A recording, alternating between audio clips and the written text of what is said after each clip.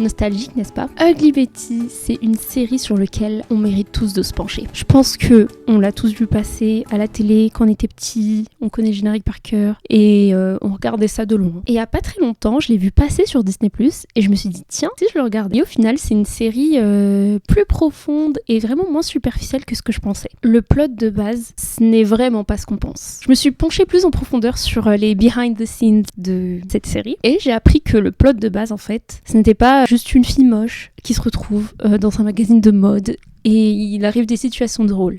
C'est un peu ça, mais le plot de base, c'est qu'une fille moche en apparence soit entourée de personnes plutôt mauvaises au fond, comme on peut le voir, voilà, très superficielles, etc. Et en fait, elle leur permet de s'embellir de l'intérieur. Si ça, c'est pas mignon. Et du coup, en regardant la série, je me suis rendu compte que les minorités sont très mises en avant. La famille de base, c'est une famille latino, ce qu'on voyait pas trop à l'époque. Je crois qu'on voyait pas du tout. Enfin, je connais pas du tout de séries où on voyait des latinos, des séries de cette époque, et où leur origine était mise en avant. En plus de ça, il y a aussi les LGBT qui sont mis en avant. Il y a les gays, évidemment, avec le neveu de Betty et l'assistant de Wilhelmina, mais aussi les trans.